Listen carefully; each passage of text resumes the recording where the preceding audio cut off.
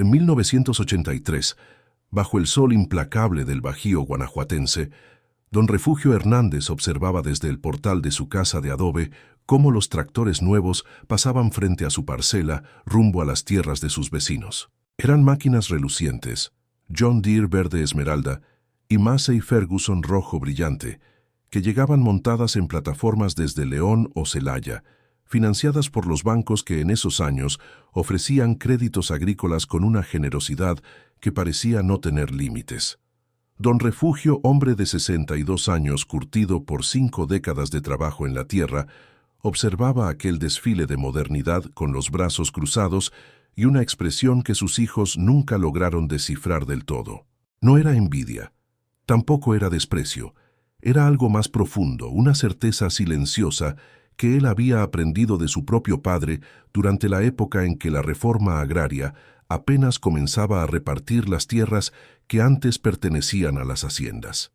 La parcela de don Refugio no era grande, según los estándares de la región. 28 hectáreas de temporal que había recibido como ejidatario en 1957, cuando todavía era un joven que regresaba de trabajar en el programa Bracero. Esas tierras habían alimentado a su familia durante más de un cuarto de siglo. Maíz, frijol, sorgo en los años buenos, y siempre algo de calabaza y chile para el autoconsumo. Trabajaba con una yunta de bueyes que había comprado de contado en el mercado de Irapuato, pagando 1,200 pesos cuando el salario mínimo era de 160 pesos diarios. Esos bueyes, Lucero y Cenizo, tenían ya 12 años de servicio y seguían jalando el arado con la misma fuerza del primer día. Don Refugio los alimentaba con rastrojo de su propia cosecha y los cuidaba como si fueran parte de la familia, porque en cierto sentido lo eran. Sus 3 hijos varones, Javier, Miguel y Roberto, habían crecido viendo a su padre levantarse antes del alba para preparar a los animales, caminar junto a ellos surco tras surco bajo el sol que convertía la tierra en polvo fino como harina. Habían escuchado 1000 veces las historias del viejo sobre cómo los tractores eran máquinas hermosas pero peligrosas, no por su mecánica, sino por la dependencia que creaban. Dependencia del combustible que subía de precio cada mes. Dependencia de las refacciones que había que traer desde la capital o incluso del otro lado de la frontera. Dependencia de los mecánicos que cobraban por hora y no siempre estaban disponibles cuando la temporada de siembra apremiaba. Y sobre todo, dependencia del banco, esa institución que sus hijos no terminaban de entender, pero que don Refugio conocía bien desde los días en que había visto a los rancheros de la región perder sus tierras por deudas acumuladas. Pero en 1983, México vivía todavía en la resaca del boom petrolero. El país había descubierto enormes yacimientos en la sonda de Campeche y en Chiapas, y durante algunos años el dinero había fluido como nunca antes. Los bancos, con liquidez abundante y políticas gubernamentales que incentivaban la modernización del campo, ofrecían créditos a tasas que parecían razonables. Un tractor mediano con capacidad para trabajar 50 hectáreas costaba alrededor de 500,000 pesos. Los bancos financiaban hasta el 80% del valor, con pagos diferidos que permitían al agricultor comenzar a pagar después de la primera cosecha.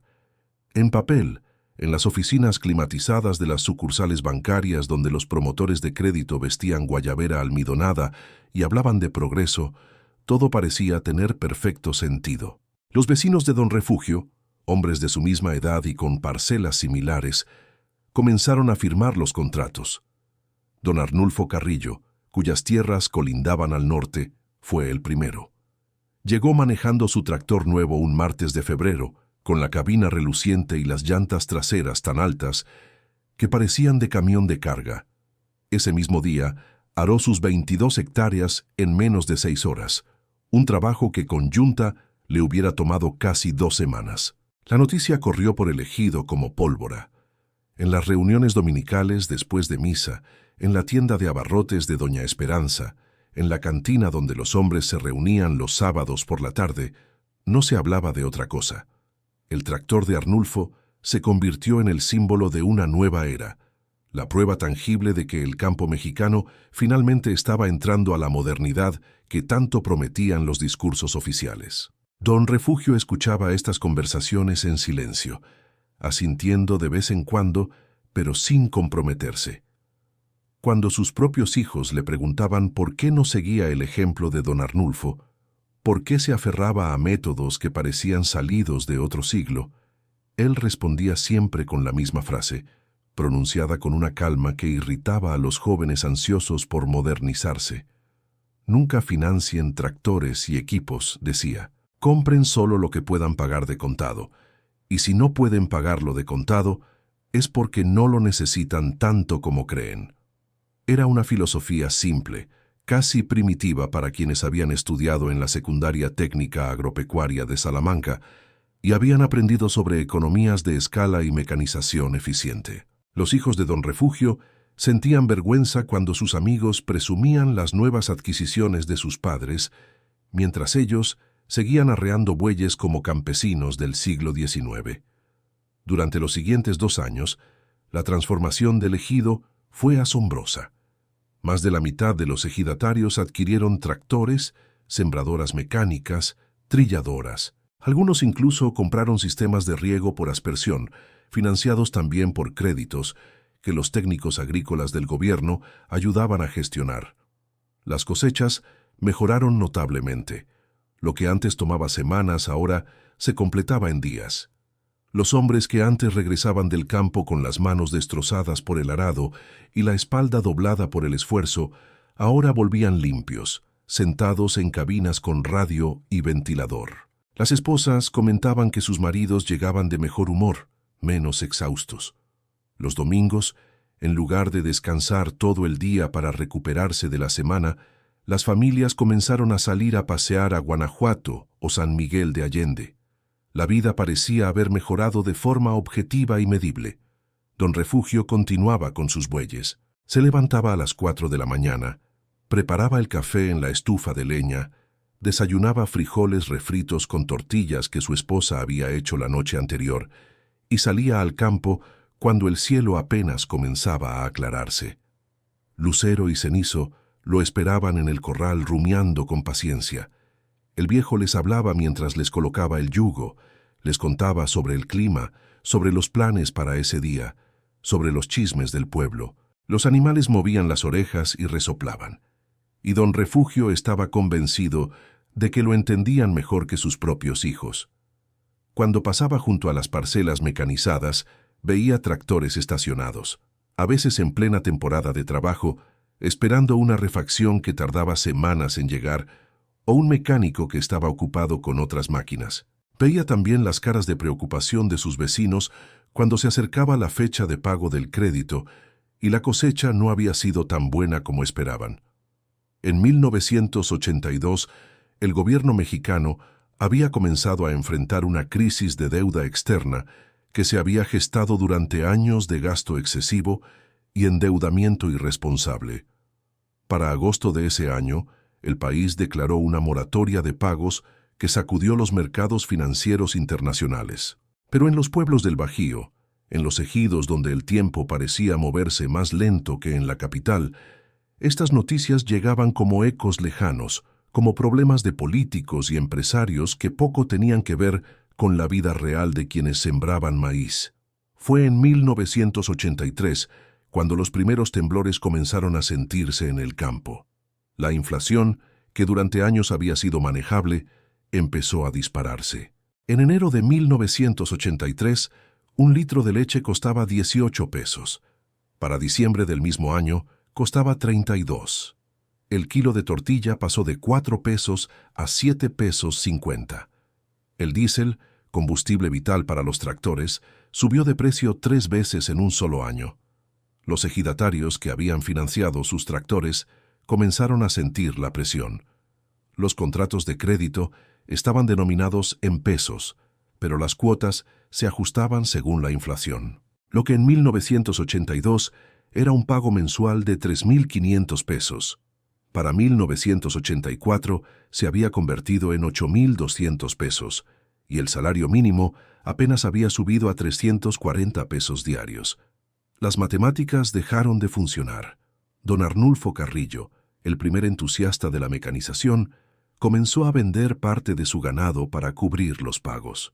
Otros ejidatarios vendieron sus cosechas completas antes de tiempo, aceptando precios bajos de intermediarios que sabían exactamente qué tan desesperados estaban. En las reuniones ejidales, que antes se dedicaban a planificar obras comunitarias o resolver disputas sobre linderos, ahora se discutía sobre reestructuraciones de deuda, moratorias, negociaciones con los bancos. Don Refugio seguía trabajando con sus bueyes. No tenía pagos que hacer, no dependía de combustible importado, no esperaba refacciones que nunca llegaban. Cuando Lucero enfermó de un cólico, él mismo le preparó un remedio con hierbas que su padre le había enseñado, le dio masajes en el vientre durante 2 noches seguidas y el animal se recuperó sin necesidad de veterinario. El costo fue 0, el tiempo invertido fue mucho, pero Don Refugio tenía tiempo. No tenía la presión de terminar rápido para justificar la inversión en maquinaria. Sus cosechas eran más modestas que las de sus vecinos mecanizados, eso era cierto. Pero también sus costos eran mínimos, y cuando vendía su maíz, aunque fuera menos cantidad, todo lo que recibía era ganancia neta después de apartar lo necesario para la siguiente siembra y el sustento familiar. 1984 fue el año en que la crisis se profundizó. El peso se devaluó brutalmente. En febrero, el tipo de cambio era de 96 pesos por dólar. Para diciembre, había llegado a 200 pesos por dólar. Los precios de todo lo importado se dispararon. Las refacciones de los tractores, que venían de Estados Unidos o de fábricas en Monterrey, que usaban componentes importados, se volvieron inalcanzables para la mayoría. Un simple filtro de aceite que antes costaba 200 pesos, ahora costaba 800. Un juego de balatas para el sistema hidráulico podía costar 3,000 pesos, el equivalente a casi 2 semanas de trabajo de un jornalero. Los tractores comenzaron a descomponerse y quedarse sin reparar. En los patios de las casas ejidales, aquellas máquinas que habían sido símbolo de progreso, ahora se oxidaban bajo el sol, convertidas en chatarra cara, que seguía generando deudas aunque ya no funcionara. Los bancos no perdonaban. El sistema financiero mexicano, que también enfrentaba sus propias crisis de liquidez y solvencia, presionaba para recuperar los préstamos. Los ejidatarios recibían notificaciones, citatorios, amenazas de embargo. Algunos perdieron no solo sus tractores, sino también parcelas completas que habían dado en garantía adicional. Don Arnulfo Carrillo, el vecino que había sido el primero en modernizarse, perdió 8 hectáreas de sus mejores tierras. El banco las rematando a un precio ridículo, y fueron adquiridas por un empresario de León que las juntó con otras parcelas embargadas para formar una explotación agroindustrial. Don Arnulfo envejeció 10 años en 6 meses. Su esposa enfermó de diabetes por el estrés, y sus hijos tuvieron que emigrar a Estados Unidos para enviar dinero que ayudara a pagar lo que quedaba de la deuda. Don Refugio nunca dijo, «te lo dije». No era su estilo. Cuando se encontraba con don Arnulfo en el camino o en la plaza del pueblo, lo saludaba con el mismo respeto de siempre, preguntaba por su familia, comentaba sobre el clima. Pero sus propios hijos, Javier, Miguel y Roberto, comenzaron a ver a su padre con ojos diferentes. Javier, el mayor, que había sido el más crítico de los métodos antiguos del viejo, empezó a hacer preguntas. Preguntaba sobre cómo calcular los costos reales de producción, sobre cómo administrar recursos escasos, sobre cómo tomar decisiones cuando el futuro era incierto. Don Refugio respondía sin dramatismo, compartiendo lo que había aprendido de su propio padre durante los años difíciles posteriores a la Revolución, cuando la tierra finalmente había llegado a manos de quienes la trabajaban, pero nadie sabía realmente cómo hacerla producir de manera sostenible. La lección que don Refugio había heredado no era una lección contra el progreso o la tecnología. Era una lección sobre el ritmo apropiado del cambio, sobre la diferencia entre necesidad y deseo, sobre la importancia de construir sobre bases sólidas antes de intentar alcanzar alturas mayores. Su padre, don Hilario, había vivido la época de las haciendas cuando los peones trabajaban de sol a sol sin poseer nada, ni siquiera la certeza de tener qué comer al día siguiente. Había visto cómo los hacendados adquirían máquinas caras y modernas, cómo se endeudaban con bancos extranjeros y cómo finalmente muchos perdieron todo cuando la revolución redistribuyó la tierra. Don Hilario le había enseñado a su hijo Refugio que la verdadera riqueza no estaba en las herramientas, sino en la capacidad de seguir trabajando sin importar qué crisis sacudiera al país. Para 1986, la situación en el ejido había tocado fondo. De los 24 ejidatarios que habían comprado tractores, solo 4 lograron conservarlos, pagando sus deudas completas. 7 perdieron tierras parciales o totales. Los demás vendieron sus máquinas por una fracción de lo que habían pagado, y aún así quedaron endeudados. El tejido social de la comunidad se había fracturado. Familias que habían sido amigas durante generaciones ahora apenas se hablaban, divididas por resentimientos relacionados con dinero prestado y no devuelto, con garantías que resultaron insuficientes, con promesas rotas. Los domingos en la plaza ya no eran lo mismo. Las fiestas patronales de septiembre se celebraban con menos entusiasmo. Había una tristeza pesada que flotaba sobre el pueblo como niebla que no se disipaba. Don Refugio continuaba trabajando. Lucero había muerto de viejo en 1985, a los 17 años de edad, que era mucho para un buey de trabajo. Don Refugio lo había llorado como se llora a un compañero fiel y había comprado otro buey joven, al que llamó Lucero también, para mantener viva la memoria del anterior. Este nuevo Lucero aprendió rápido junto a Cenizo, que todavía tenía algunos años buenos por delante. El viejo seguía produciendo sus 20 toneladas de maíz al año, más o menos, dependiendo de las lluvias. No era una producción impresionante comparada con lo que los tractores habían logrado en los años buenos, pero era suficiente. Suficiente para comer, para vender un poco, para guardar semilla, para vivir con dignidad y sin deudas. Sus hijos, ahora hombres maduros de 30 y tantos años, habían dejado de sugerir que comprara un tractor. Miguel, el hijo de en medio, había intentado una vez conseguir un crédito a su propio nombre para comprar maquinaria y trabajar no solo la parcela de su padre, sino también tierras rentadas. Don Refugio no se lo prohibió, porque creía que cada hombre debía aprender sus propias lecciones, pero tampoco avaló el crédito ni dio su parcela en garantía. Miguel obtuvo un préstamo más pequeño, compró una sembradora mecánica de segunda mano y durante un año logró sembrar más superficie que nunca. Pero la sembradora se descompuso justo antes de la temporada más importante. La refacción costaba tanto como 3 meses de pagos del crédito, y Miguel terminó vendiendo la máquina a pérdida y trabajando como jornalero en León para terminar de pagar la deuda. Fue una experiencia dolorosa pero educativa. Para principios de los años 90, México había implementado reformas económicas profundas. El gobierno de Carlos Salinas de Gortari privatizó empresas estatales, abrió la economía al comercio internacional y en 1992 firmó el Tratado de Libre Comercio con Estados Unidos y Canadá. Se decía que estas medidas modernizarían el país, que el campo mexicano finalmente sería competitivo. Pero para los ejidatarios del Bajío que habían sobrevivido a la crisis de los 80, estas promesas sonaban inquietantemente familiares. Eran el mismo tipo de promesas que los habían llevado a endeudarse una década antes.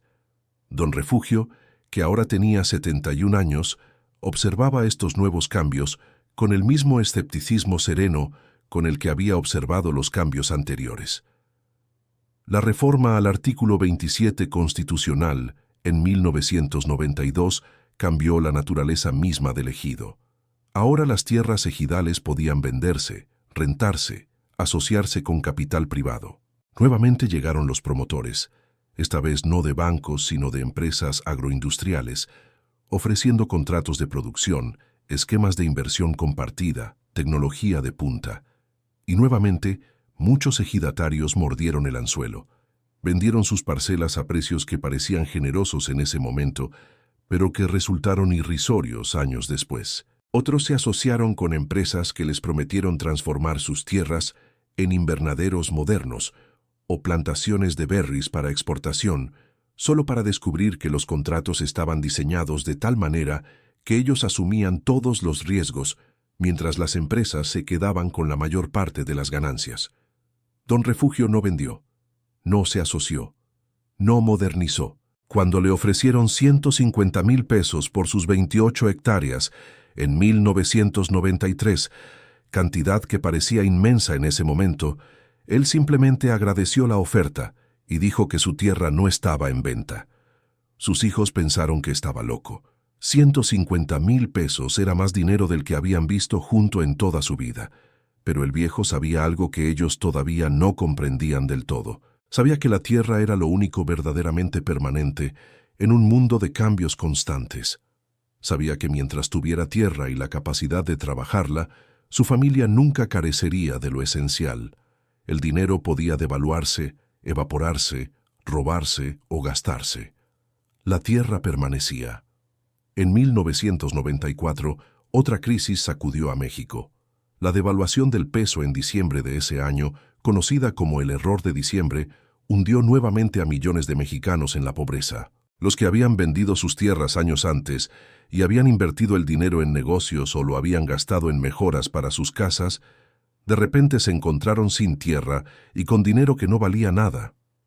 Los que se habían asociado con empresas agroindustriales descubrieron que esas empresas cerraban operaciones en México y se movían a otros países cuando las condiciones cambiaban. Don Refugio seguía sembrando, seguía cosechando, seguía viviendo de la tierra que era suya, que no debía a nadie, que nadie podía quitarle mientras él tuviera fuerzas para trabajarla.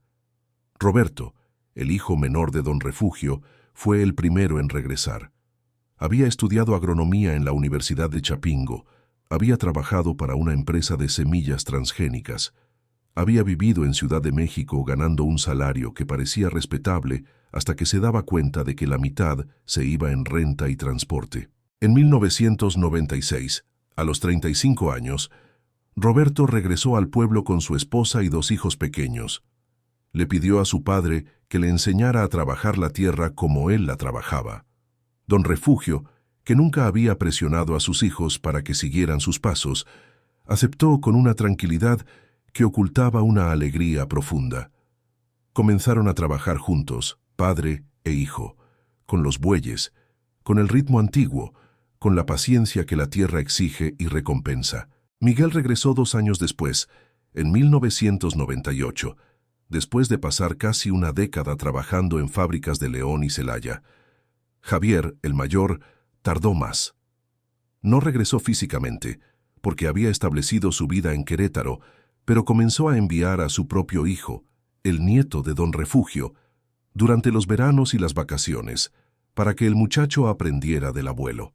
Don Refugio, que ahora tenía 77 años, enseñaba al nieto de 13 años las mismas lecciones que había intentado enseñar a sus hijos décadas antes. Le enseñaba a leer el cielo para predecir la lluvia, a sentir la tierra entre los dedos para saber si estaba lista para sembrar, a hablarle a los bueyes con respeto porque eran seres vivos que merecían consideración. Y le enseñaba, sobre todo, que nunca financiara tractores y equipos. El nieto, criado en la ciudad, al principio no entendía. Los tractores eran obviamente superiores a los bueyes en todos los aspectos medibles. Eran más rápidos, más potentes, más eficientes. El abuelo asentía mientras el niño exponía estas verdades obvias y luego le preguntaba: ¿pero quién alimenta al tractor cuando no hay dinero para diésel? ¿Quién repara al tractor cuando la refacción cuesta más de lo que tienes? ¿Quién te da compañía en el campo cuando estás solo? El nieto no tenía respuestas inmediatas, pero las preguntas se quedaban con él, germinando lentamente como las semillas que plantaban juntos. Don Refugio murió en el 2001, a los 80 años, trabajando. Cayó en su parcela una mañana de marzo, mientras preparaba la tierra para la siembra de temporal. Lucero y Cenizo, los bueyes que lo acompañaban ese día, dejaron de caminar cuando sintieron que la tensión del arado desaparecía. Se quedaron quietos junto al cuerpo del viejo, como guardianes, hasta que Roberto llegó buscando a su padre y lo encontró acostado entre los surcos que había amado toda su vida. Fue una muerte que don Refugio probablemente hubiera elegido si le hubieran dado a escoger. Sin hospitales, sin deudas médicas, sin dependencia de máquinas que lo mantuvieran vivo artificialmente. Simplemente se apagó como una vela que ha cumplido su propósito. El funeral fue multitudinario. Llegó gente de todo el municipio, algunos que conocían a don Refugio desde niños, otros que solo habían oído hablar de él. Llegaron también algunos de los vecinos que habían perdido sus tierras décadas antes, hombres quebrados que ahora trabajaban como jornaleros en las mismas parcelas que alguna vez habían sido suyas. Venían a presentar sus respetos a un hombre que nunca les había reprochado sus decisiones, que nunca había presumido su propia prudencia, que simplemente había vivido de acuerdo con principios que consideraba correctos sin importar lo que otros pensaran. En el velorio, entre el aroma del café y las flores de cempasúchil que alguien había traído, aunque no era temporada de muertos, los hombres viejos hablaban en voz baja sobre las lecciones que habían aprendido demasiado tarde. La parcela de don Refugio se dividió entre sus 3 hijos, como marcaba la costumbre y la ley ejidal. Cada uno recibió poco más de 9 hectáreas. No era mucho, pero era tierra libre de deuda, tierra que producía, tierra que había alimentado a la familia durante casi medio siglo. Roberto decidió continuar trabajándola con los mismos métodos de su padre. Miguel experimentó con un enfoque mixto, usando tracción animal para algunas tareas y rentando maquinaria para otras cuando era absolutamente necesario, siempre pagando de contado. Javier vendió su parte a Roberto, usando el dinero para pagar la educación universitaria de sus hijos, una inversión que consideraba más valiosa que mantener tierra que no podía trabajar desde la ciudad. Pasaron los años. México siguió cambiando. Hubo más crisis, más reformas, más promesas de modernización. El campo mexicano continuó su lenta transformación, atrapado entre la nostalgia de un pasado rural que quizás nunca existió exactamente como se recuerda, y las promesas de un futuro tecnificado que siempre parece estar a punto de llegar, pero nunca se materializa completamente. Los tratados comerciales trajeron oportunidades para algunos y ruina para otros. Las remesas de los migrantes se convirtieron en la principal fuente de ingresos para muchas familias rurales. Los pueblos se vaciaron de jóvenes que buscaban futuro en las ciudades o al norte de la frontera. Pero en aquel ejido del Bajío guanajuatense, en las parcelas que alguna vez trabajó don Refugio Hernández, sus descendientes siguieron sembrando. El nieto que había pasado aquellos veranos aprendiendo del abuelo, ahora era un hombre de 30 años, ingeniero agrónomo como su tío Roberto, pero con una visión diferente de lo que significaba el progreso en el campo. Había estudiado sobre agricultura sostenible, sobre resiliencia climática, sobre sistemas integrados que combinaban conocimiento tradicional con innovaciones apropiadas. Y había llegado a la conclusión de que su abuelo, aquel viejo tercamente aferrado a sus bueyes, mientras el mundo se mecanizaba a su alrededor, no había sido un retrógrado, sino un visionario. La lección que don Refugio intentó enseñar a sus hijos, y que finalmente comprendieron solo después de verlo demostrada en carne propia, no era una lección contra el progreso. Era una lección sobre la verdadera naturaleza del progreso. Progreso no es simplemente adoptar la última tecnología porque está disponible. Progreso no es endeudarse hasta el cuello para aparentar modernidad. Progreso no es sacrificar la estabilidad presente por promesas futuras que pueden o no materializarse. Progreso real, sostenible, es avanzar a un ritmo que te permita absorber los golpes cuando inevitablemente llegan. Es construir sobre bases sólidas. Es mantener tu independencia y tu capacidad de decisión. Es no entregar el control de tu vida y tu sustento a instituciones que no comparten tus intereses ni tus valores.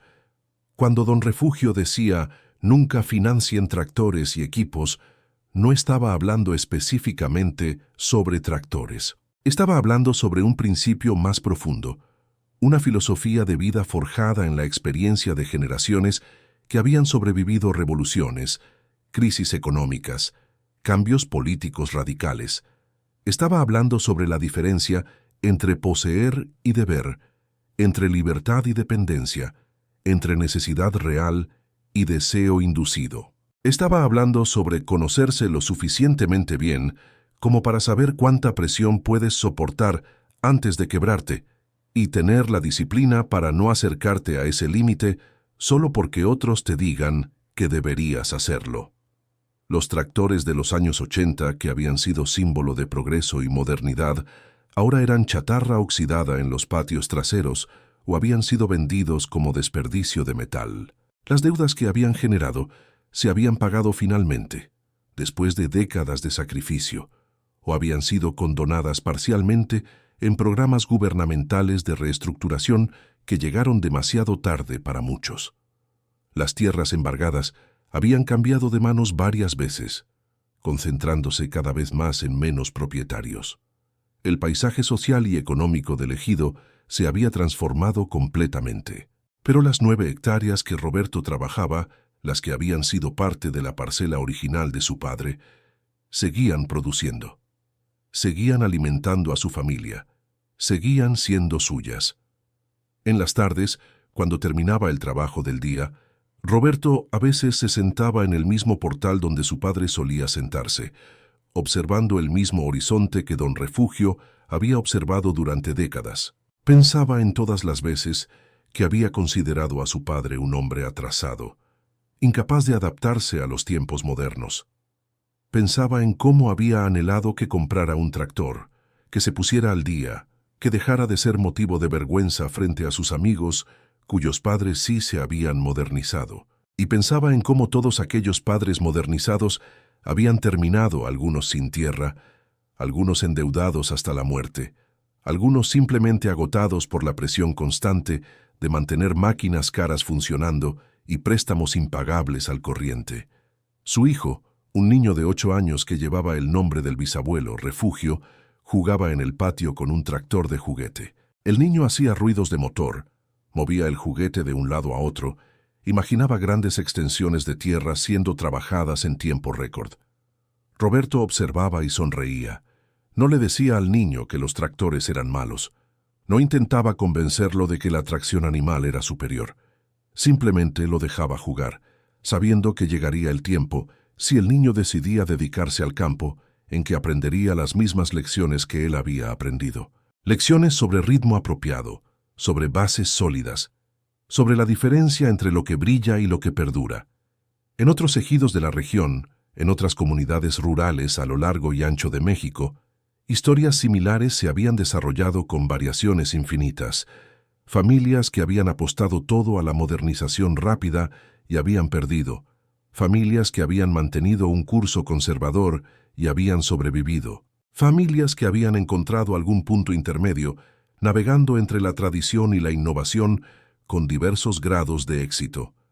No había una sola respuesta correcta, porque cada familia, cada parcela, cada contexto era único, pero había principios subyacentes que permanecían constantes, principios que don Refugio había entendido intuitivamente y que solo ahora, décadas después, comenzaban a formalizarse en teorías sobre desarrollo sostenible y resiliencia comunitaria. La historia de don Refugio Hernández no es una historia sobre rechazar el progreso. Es una historia sobre definir el progreso en tus propios términos en lugar de aceptar la definición que otros te imponen.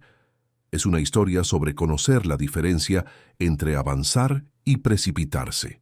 Es una historia sobre el valor de la paciencia en una cultura que glorifica la velocidad, sobre el valor de la independencia en una economía que promueve la dependencia mutua, sobre el valor del largo plazo en un mundo obsesionado con resultados inmediatos. Es una historia profundamente mexicana, enraizada en la experiencia histórica de un pueblo que ha aprendido a través de siglos de convulsiones y cambios que lo que parece progreso a veces es solo otra forma de control, y que la verdadera libertad a menudo se encuentra en la capacidad de decir no. Hoy, cuando economistas y planificadores hablan sobre desarrollo rural, sobre modernización del campo, sobre integración de pequeños productores a cadenas de valor globales, rara vez mencionan historias como la de don Refugio. No caben fácilmente en los modelos. No generan las estadísticas impresionantes que se necesitan para justificar presupuestos o atraer inversión. Son historias pequeñas, locales, aparentemente insignificantes, pero son historias reales, vividas por personas reales, y contienen lecciones que ningún modelo económico puede capturar completamente. Lecciones sobre dignidad, sobre autonomía, sobre el costo real del progreso medido no solo en pesos y centavos, sino en sueño perdido, en relaciones rotas, en tierra que ya no te pertenece. La próxima vez que escuches a alguien hablar sobre la necesidad urgente de modernizar, de tecnificar, de financiar el desarrollo con préstamos que parecen razonables en papel, quizás valga la pena recordar a aquel viejo en el Bajío que observaba pasar los tractores relucientes y decía, con una calma que sus hijos confundían con terquedad, nunca financien tractores y equipos. Quizás valga la pena preguntarse qué sabía él que otros no sabían, qué había visto que otros se negaban a ver, qué verdad incómoda había comprendido que nosotros seguimos evitando. Y quizás, solo quizás valga la pena considerar que a veces el camino más lento es el que te lleva más lejos, que a veces lo que parece atraso es en realidad la sabiduría más profunda, que a veces la voz más importante no es la que grita más fuerte prometiendo futuros brillantes, sino la que habla quedamente sobre realidades presentes y consecuencias futuras. ¿Cuántas generaciones más necesitarán aprender esta lección de la manera difícil antes de que finalmente escuchemos?